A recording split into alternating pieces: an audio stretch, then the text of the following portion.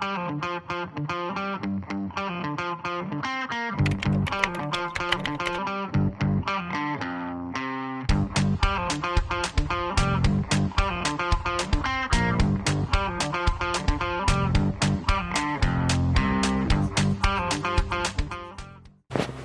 are we today? Weldon. Weldon. Weldon Library.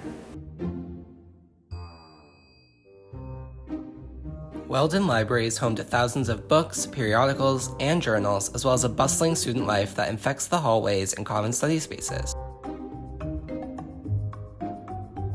However, it appears the relationship between books and students isn't the same as it was years ago. In a world driven by technology, students today resort to their own devices when it comes to academics, research, and their own pastime activities. This raised some very important questions of who reads books anymore, and what does the library even offer students if its resources aren't being used to their full potential? We headed to Western University's very own Weldon Library to ask students these questions in order to gauge what the university experience is really like and how the library has an effect on it. When was the last time that you guys read a book? I read a book on the plane coming back from reading week. A year ago, probably. Like 1 month ago. Every night. 7th grade. I do every night. 7th grade. Do you remember what book it was? Hunger Games. The Hunger Games, Yeah. fair. Probably like first year. Winter break. Winter break. Never. You've never read a physical book? Like Really? not like for fun. I know I read one, like recently, but I don't remember when. Not in 3 years, I think. Probably grade 12. It is safe to say that reading is no longer a top priority for many students. This is understandable, knowing the amount of schoolwork involved in being a full-time student. But if the books at the library aren't being used, then what exactly is the library used for? Essentially, if students aren't reading books in the very place where books are stored for free use, then what are they doing, other than studying, of course? Have you seen any weird things happening in the library? Yeah. Yeah. Bare feet. I think people like making out on a couch. It was definitely like a really interesting experience. I was sitting there doing work, looked over and looked too long, and I was like it was a lot. Get a room, please. I love that. What about you? I think it would honestly be like the frat boys singing to girls in suits. It's basically the Greek life stuff. So basically, if like a girl gets asked out to like a semi-formal or formal like date for a frat, they make their pledges in tuxedos, come up to them, start singing, "You're a beauty queen" or some shit. I don't know, something along the lines. And then in front of everybody, everybody stares at them like, "What are they doing?" And also, it's kind of the weirdest thing possibly see. I've seen a lot of crying in here. Oh yeah.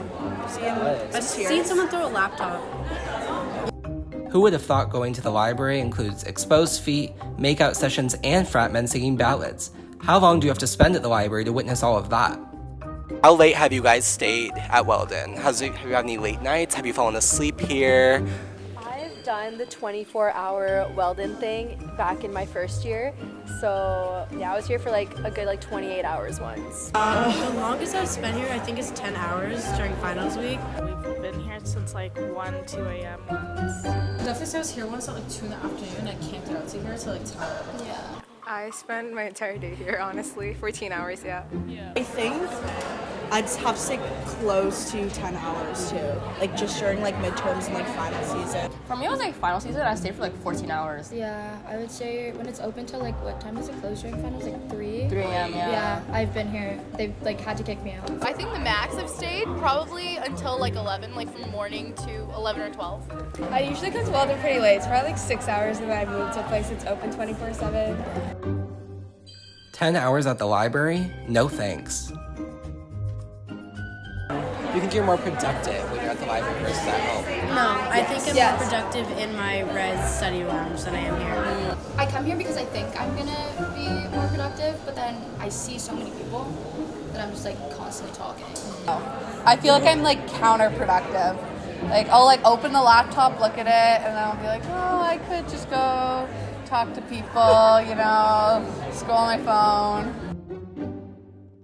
In a space designed for studying and productivity, it sure seems like that's the least of concern for many. So what could the library add to make students' experience more worthwhile? What could Weldon add to make it feel more like home, make you want to come here more?